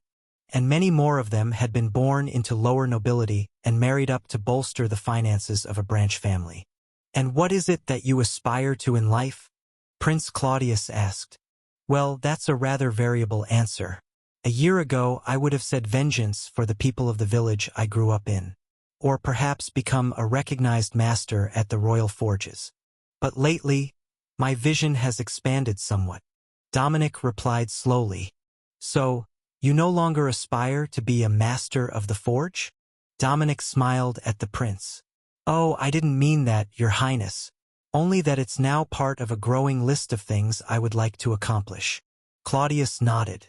"In that case, you should return to your quarters to prepare for the luncheon. I wish you well in your attempt to win my sister's hand. Dominic bowed formally to the crown prince, then left for his room in Pop's suite to change. It was on the way to the formal dining room for the luncheon, so it wasn't really out of the way, and Dominic noticed that he had a guard following him. New security policy? He asked the royal guard following him, who was wearing the marks of one of the king's guards, not one assigned to Princess Alexis personally. Standard procedure, both for the princess's safety and to ensure that suitors don't try anything underhanded to defeat each other. The guard replied. Dominic tried not to laugh at the thought that they would actually be playing fair. There was zero chance of that. You just started thinking of underhanded ways to win the princess' hand. The guard commented dryly. You did mention it. But rest assured, I will not try anything that might be criminal or require guard intervention. Dominic agreed. That was not what the guard meant. The emphasis should have been on just, as he had expected the advisor to have already incorporated the most underhanded methods he believed that he could get away with into his courting plan. Do you have a plan for the luncheon? The royal guard asked. Dominic nodded. I have insider information, so I can dress to match. He joked. He had actually seen the maid bring in 3 different gowns, all different colors. But if there were someone listening in on them, it would be relayed to the others before Dominic even finished changing. The royal guard waited in the main room while Dominic changed into a formal suit, but went with just a vest instead of a full formal coat. Technically, it was still within the dress code. It was just unusual that anyone ever took off their jacket, as either the room would be freezing, or so incredibly hot that most would sweat through their shirts the moment they entered. He had gone with a black shirt this time, and blue stripes on the tie to match the princess's eyes. But it was missing something. It was quite stylish and formal, but utterly boring. Dominic sorted through the junk in his storage cube and came up with a polished brass rope wire that he could wear as over his shoulder. There was no royal or military position that used a brass-colored aiguilette, so there would be no conflict with proper decorum. No, that looked too military. Not that the princess objected to military men, quite the opposite, actually. But it didn't suit Dominic's overall appearance if he wasn't wearing a military coat. He tossed the rope back in the cube and searched for more items, then came upon a collection of keepsakes. None of them were valuable, but they all had personal meaning to him, and one was perfect for the day. It was just a simple aluminum chain, but he had set a dire bear's claw on a metal ring attached to it. It was the first time that he had come close to dying, but more importantly, it was an adult dire bear claw, and it would look great hanging over his tie. A real conversation piece. He came back out to the main room and the royal guard smiled. None of the dresses that were brought to the princess were black or dark blue. Dominic winked at him. I know that, and you know that, but how many of the maids and errand boys know that? The royal guard chuckled. Psychological warfare? I like your style, sorcerer. Are we ready to leave? Chapter 156. Shortened deadline. The royal guard led the way to the dining hall, where Dominic was the last of the suitors to arrive. The princess wasn't there yet, and likely wouldn't be for 10 or 15 minutes, but Dominic saw that there were royal guards for each of the others, plus 2 for one of the princes. They wore an emblem that marked them as serving a prince, and not Crown Prince Claudius, but Dominic hadn't memorized everyone's personal heraldry yet. The similarities and the portion that included the Signia royal crest were enough to let him know that it was a prince and not a princess, but not which one. He would find out soon enough, as if the guards were here, the prince would be coming to join them for lunch. Likely as a second chaperone to the princess, unless the crown prince had been called away. Dominic did notice that each of the others had at least one piece of black clothing on, hedging their bets against the rumors spread by staff that Dominic knew what Princess Alexis was going to be wearing. Then, Dominic realized what had happened. The staff hadn't realized that he was going to change. They thought that he was on his way to the dining room when he was talking to the guard, as the route was the same. So, the black robe that he wore as his uniform during official meetings was expected to be what he wore to lunch. It made sense. The robes were quality magical armor, and highlighted his status as a royal sorcerer just as much as the brooch that Marquis Bridgegover was wearing emphasized his status as a titled noble. Lord Corwin, Lord Thorvald. Looking stylish today. Dominic greeted the two foreign nobles when the other locals turned away from him. They saw that he was still wearing black, so the rumors should have been true. As are you, Lord Dominic. Though I must admit that your take on formal wear is a refreshing change from the standard. Were you already familiar with this particular dining room? Corwin, the Marquis Bridgegover, asked. Dominic shook his head. No, I am simply less susceptible to the temperature changes within the castle than most. Whether it's my room facing the garden or the heat of the forge, I am comfortable in the same clothing. The midfield noble nodded. The coastal weather still gets to me. Bridgegover is well inland, and the weather is far warmer at night than Signia City. That cool ocean air is something else. Thorvald laughed. It keeps the artificers and steamsmiths in business, though. The salt corrosion has to be an absolute nightmare to deal with. But that's not much of an issue for us in West Kyria. Not many cities on the coast, and not as much Magitech. Dominic winked at him. That might change soon. Thorvald's mind immediately went to the master blacksmiths that they had managed to recruit away. But it would still take some time before they had enough apprentices trained to really make a difference on a large scale. 1 or 2 masters per specialty weren't going to be enough to make a notable difference, even in the capital, never mind attempting to spread their works across the whole population. And that was assuming that they managed to keep them. Their neighbors to the east were doing their best to steal even those few masters away. Under normal circumstances, he would be trying to recruit Dominic to come and work for them. In fact, once the selection was over, he would. As long as Dominic didn't win the princess' favor. Or the king's. It wasn't exactly a secret that the princess was only going along with the process because it was politically necessary, and she had already garnered large concessions from her father for the cause. Just the fact that they were competing, and not bargaining with the king's representative, was enough to prove that.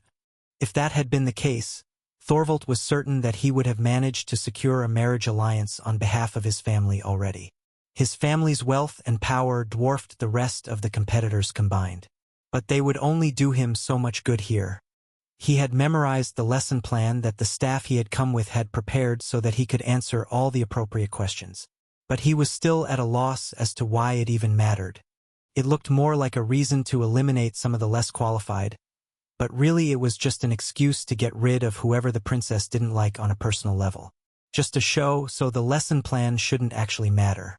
The sound of armored guards marching along with the clicking of formal boot heels, which were often metal-capped, caught Dominic's attention and let him know that the important guests were about to arrive.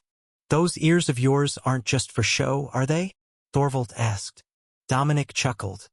His ears weren't overly large, but were distinctly pointy. They were extremely sensitive, though. Of course not, but they're both a blessing and a curse. Some things you can't unhear. The atmosphere was tense as the guests entered, and none of them were Princess Alexis. Instead, the first and second princes were there with a group of older women, including Lady Camilla. "Gentlemen, we have brought the royal tutors out to review your lesson plans, to verify their likely effectiveness," Crown Prince Corbin declared. He handed a folder to one of the ladies, and then motioned the group forward as the other nobles panicked. They had expected that nobody would actually read the documents, and thought that they were mostly just a proof of education. Well, they might still be nothing more than that, but if royal tutors were grading them like a test paper, they had an actual reason to be nervous about the outcome. "Lord Sorcerer Dominic, I have your document. You may call me Baroness Black, and I will be doing the official review." The elderly woman Claudius handed the folder to announce as she approached. "Wonderful to meet you, Baroness. Shall we sit? There is tea." Dominic replied. Now, to try to impress another person with his plan. Chapter 157. Papers graded. As it turned out, the Baroness was not interested in questions. She simply read the document, took out a fountain pen with red ink, and began to make corrections to his grammar instead. Dominic hadn't thought that there were any major issues with his writing, but there was a surprising amount of red ink on each page by the time that she was finished. When she got to the end of the report, she waited for the last of her red ink to dry, then carefully closed the folder and finally looked up at Dominic. "Solid effort. The educational plan is sound, with the assumption that your children would be heavily influenced by dragonkin lineage. There were no missed essential topics, and an acceptable balance between education and physical training. Your verbiage is middling, and your grammar is barely acceptable for an advisor. But again, passable. How much of this was based on your own training? She asked. About 3/4. The rest was brought from what I learned of Signia childhood education, or adapted to replace portions I found less effective. Dominic replied. The tutor nodded once, then took a final sip of her tea and left with the graded report in her hands. With the tutor gone, Dominic didn't have anything to do for a few minutes. He took the chance to see how the others were doing, and saw many stressed faces. Thorvald looked like he might cry as Lady Camilla criticized the details of his plan. Whoever had written it for him had forgotten that Signia was much more Magitech-focused, and hadn't put anything on the topic into the childhood learning plan. Nor had they put any magical training into the plan, only swordsmanship was only listed for the boys. Half a century ago it would have been a flawless plan. But now, with every nation and every noble family struggling to get ahead in the race to remain relevant as Magitech began to become part of daily life, it was hopelessly outdated. Slowly, all the royal tutors left, and Crown Prince Claudius tapped the table to gather everyone's attention. Good work on your first trial, everyone. Before the princess arrives, we will be introducing the second trial. This is one that none of you should have any particular issues with, but the results will be critically important to His Majesty the King's opinion of your marriage prospects. The King's opinion rested on the next result? That was troubling, and an excellent opportunity. The Crown Prince's smile was not a friendly one as he continued. Each of you will be given documents on a hypothetical landholding. You will have 3 days to complete a staffing, budget, and operational plan for the estate. Be thorough, be detailed. Though the plan is hypothetical, the chances that the king will grant a peerage to the husband of the princess are very real. Claudius insisted. That got the attention of all of the men present. A second holding for the Marquis would be a huge inheritance for his future second child. But for the rest, it would be the nearly mythical chance to earn a newly created title for themselves. And likely a higher title than a mere baron. The staff came around and handed out document folders, each around 50 pages long. Prince Claudius motioned to the table. Now, take your seats. The princess is about to arrive. Which meant that she was waiting outside the room the whole time. Princess Alexis walked in as they were all moving to the table, and all the suitors stopped to give her a polite bow, along with the staff. Everyone looks pleased with the day's news, but that's a matter for the king. Instead of that, I would rather discuss simpler matters. I have been encouraged to take each of you on separate outings to get to know you better than a public situation would allow. So, I will be calling on each of you over the next few days. I trust that you all can manage a suitable date, which will only be chaperoned by the royal guards. The time limit will only be a few hours, so nothing too grand. The palace staff assigned to you may assist as needed, she explained. The lunch was served, but everyone was so lost in thought that the conversation didn't really get any deeper than simple questions about everyone's day, how they enjoyed the capital, and any plans they had while visiting the city.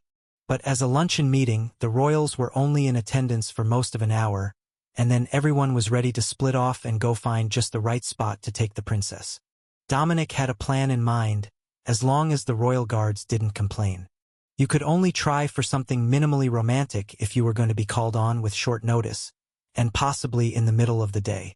Dominic returned to the room and began to read through the packet that he had been given with the details of the challenge. He had been properly schooled in all of this as a child, and briefly covered it during etiquette lessons here. Hopefully, he remembered it all correctly. The proper operation of a household and landholding had been one of the most boring and seemingly irrelevant topics to him. Raised outside of town as an only child on a plot too small to need hired hands. But it was the details themselves that had Dominic the most concerned. They weren't giving him anything to work with in the way of existing structure. There was a manor house, farms in need of renovation, land that hadn't been worked in a decade, and the residents would be recruited from nearby cities with the promise of 2 years' tax and crop share free living. That would get at least a few of the residents of the city to move. Normally, the sharecroppers would give roughly a quarter of their crop to the lord in exchange for the land rent. So, 2 years without was a great boon to them. The issue was that Dominic could tell that this was intended to be a wavemates village that had been abandoned since the invasion. There would be more wrong with the village than simply being abandoned. So, he started to make notes of all the abandoned villages he had passed through, and what he had noticed, then added the necessary work to the essential staffing that would be needed to run the territory. How they were going to actually make that a viable property within the 2-year grace period was the part which would have to impress the king, he assumed. And this plan was set up for failure. Chapter 158. The Bigger Picture.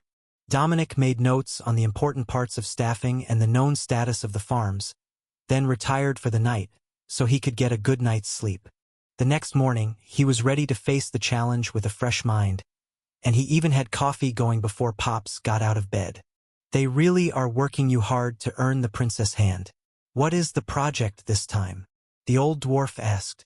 They gave us details of an abandoned manor, then told us to find a way to get it rebuilt and providing for new residents within 2 years. Dominic explained. What have you thought of so far? Pops asked. Well, it's not that different in size from where I grew up. The number of farmhouses is about half. There are no rural houses for the woodcutters and such, but the total workable farmland is about 2/3 what I remember as a kid. The manor house is supposed to be abandoned, but inhabitable. So, I'm assuming that means in need of major repairs but safe to live in while they're being done. So, what I came up with was just all the essential people from the village, then 2/3 as many farmers. Dozens of houses will need to be built, and all of them will need to be fixed. But if I can come up with a budget for that, and the proper staffing for the manor, I think we should be all right. I do at least remember how many residents were at my uncle's manor, so I've got some hope. Dominic explained. And some of the others are children of barons, so they've lived in a situation like this all their lives. They just never had to build it from scratch. Pops agreed. Dominic nodded. Good point. It's not entirely about the budget and how we manage the funding. Just like the last trial, the way you want to do it matters as much as whether it would work. Pops patted him on the shoulder. Now you're getting it. Making the rebuilding process work is nothing more than what would be expected of any noble. Doing it in a way that impresses both the princess and the king is more important. Don't forget security. The king will want to know that you have a plan to keep the princess safe, and that you can stand up to the political implications of being given a new peerage and title. Trying to establish political power to keep your children from being pressured into marriage alliances that cost them their titles is one of the most important considerations for a royal marriage. The king isn't going to stand for a weak noble who would hand an extra peerage to a branch of some random family in a single generation. If the winner is a foreign noble, this exercise won't matter, as the princess will be leaving the country, and the property will most likely be managed by a steward. But if it's not, then this is likely to be the most important of the trials. The door opened behind Dominic, and soft slippers marked the entry of a noblewoman into the room. Well spoken, Master Smith. I have been sent to assist the Lord Sorcerer. I suggested Lady Camilla, but that was deemed unseemly, as she was the princess tutor as well as Lord Dominic's. Tutor Lucy declared. Miss Lucy, please join us. Would you like a coffee? Dominic asked. Yes, coffee might be necessary today. The trials are on a much more accelerated schedule than is customary, so there is no time to waste. She agreed. Oh? What is the usual schedule? Dominic asked. 1 month per trial. They're not usually any more complex, but the king normally allows the suitors an entire month to form the perfect response to each question. So, this sort of schedule is unprecedented, and the common belief among the palace nobles is that it is because the king wishes to make an announcement about the engagement along with the final signing of the armistice and reparations agreement. She explained. So, if all goes to plan, Dagos will publicly suffer their loss, the reparations order will be made, and rewards will be given to various nobles, including the princess and her groom. Dominic realized. It would be a huge event for Signia, and it would draw dignitaries from many countries away. The actual marriage would most likely be half a year later, so it could be done in the spring. That was the custom for royal weddings. But the announcement of the engagement and the awarding of whatever the groom was to be given would please the people. She was a celebrity in the capital, after all. An idol for young girls. Dominic showed the tutor the notes that he had made so far, going over the necessities of running a manor. Everything that he remembered should be stocked in it, and then the staffing and the likely items that would be needed by the farmers to get a crop the first year. What he didn't realize was that the manor of an Earl of Wavemates and his royal family members was far different from the average Signia manor. For one, Dominic had included multiple technomages, artificers, and other magic users into the staff as essential services. But in Signia, such a thing was pure luxury for the higher nobles, and incredibly expensive. You want a techno-wizard as the maintenance man for the manor? Tutor Lucy asked. Yes? Is that not how it is usually done? They fix what breaks within the house. There is a groundskeeper on the list, as well as maids, so it's not like I'm asking a techno-wizard to paint walls. The tutor smiled. All right, time to introduce you to Signia Common Sense, introductory level for Dragonkin. Forge Master Pops. This might take some time. Should we move the lesson? So you can prepare for your day. Pops just shook his head and had the maid serve them all breakfast. No, I think the forge will be all right without me for an hour. I would really like to know what goes through my apprentice's mind some days. Chapter 159. Mistaken Expectations. Dominic shrugged. I take it that the amount of magitech expected to be in a house does not warrant having a techno-wizard on staff? Pops nodded. Most definitely not. Plus, you're a blacksmith. How much of the magitech can you not fix yourself? Dominic laughed. You know, I believe that I may have been overthinking things. It's not just any manor, but my own. Thanks, Pops. Miss Lucy rolled her eyes. Men are simple creatures, are they not? I would have gone into so much more detail about what and why you should be cutting expenses, but it all boils down to, because you can do it yourself, doesn't it? Pops shrugged and sipped his morning ale. It's a great cost savings to be able to do things yourself, and as a royal smith or former royal smith, if he gets a peerage after winning the contest to become the princess betrothed, he will also have the status to sell crafted magitech and tools. Dominic smiled. Oh, that is a great point. A few hours in the forge every day will give some extra budget to overcome the shortfalls in the first 2 years. It would also make it extremely inexpensive to equip the guards. Pops left for work, and Dominic sighed. You know, they're going to fire me from the forge one of these days. I'm hardly there anymore. Lucy laughed. Just assemble a few rifles and turn them at the end of the day, and they'll consider you to be ahead of half the staff in production. You've likely got spare parts, don't you? Dominic nodded. I used a lot of them for the Natural Sons Regiment, but I've got a few rifles worth left. I left with a lot of spare rifle parts. He had also left with his jigs and tooling. Making the raw parts would take time, but he could make the rifles themselves quickly enough once he had the raw stock. The tutor accepted that as the end of the topic and turned back to Dominic's budgetary plans. All right, let's start again using these numbers. Then subtract what you can do yourself to help establish the estate. But don't forget to plan for raw materials costs. The king might expect you to fund most of it yourself, but he might also grant a large stipend to the chosen fiancé. If that's the case, then making the operation of the manor as affordable as possible becomes even more important, as it reduces the load on the new residents when they move in. The more appealing you can make it, the higher the quality of the farmers and craftsmen you can recruit. She explained. Ah, I see what you're talking about. If I cut these positions, which aren't really full-time jobs, and then downgrade these others to basic journeymen, not specialists like we had at home when I was young, that leaves a huge extra amount of money. Then, if I do these parts of the repairs myself, that's even better. I wonder if there is a magitech orb that will let me make stone walls and tile roofs, or even copper roofing. I have a clay to steel spell. A similar one for copper would let me do most of the roofing repairs. Dominic suggested. Both of those exist. Fieldstone wall and clay to copper are both specialty orbs, but they're available in the city. However, I know a way that you can get them much more affordably. Dominic folded his hands into a pleading position.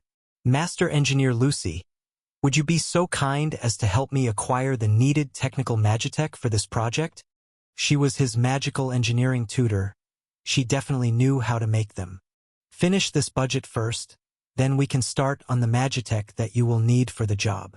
But the clay to copper spell is a magical gem, not a magitech orb.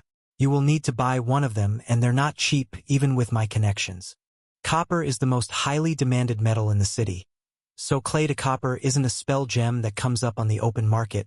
You need to go to the Royal Engineers to get one. She explained. Will they accept trades? Dominic asked. They don't need rifles, they're engineers. What about mana revolvers?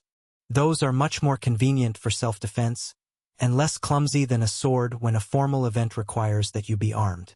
Plus, if you must use them, they can be instantly charged without breaking the restriction on displayed munitions and explosives. Dominic suggested. Lucy nodded.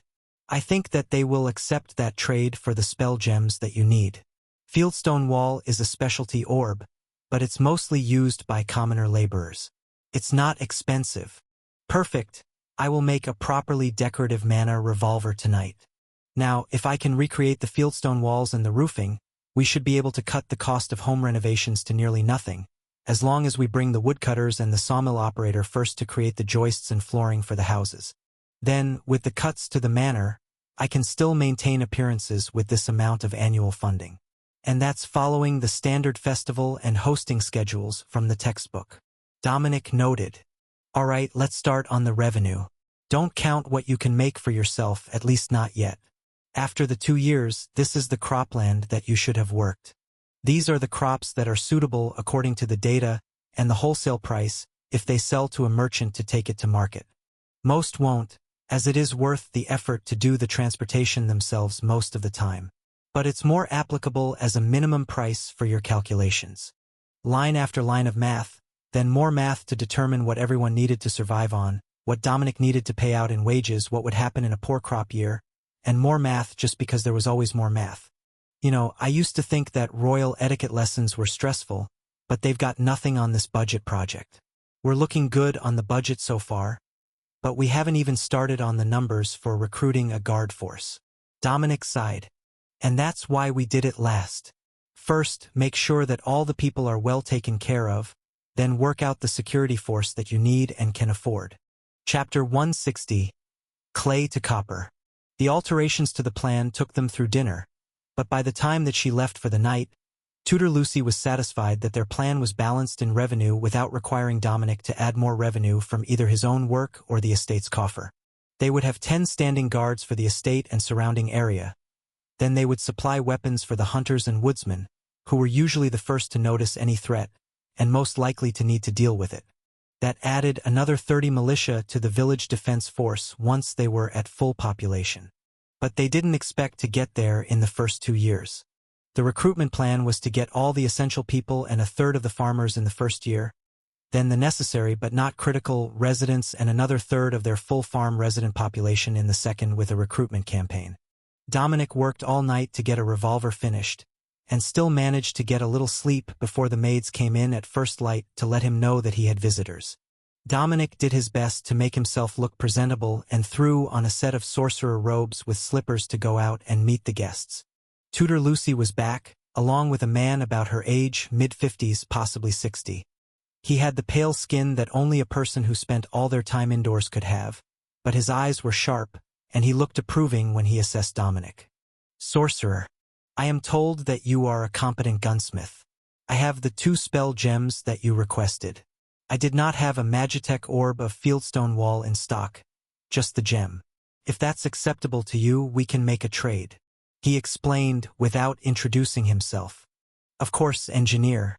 1 mana revolver of swiftness, created at level 15 and rare grade.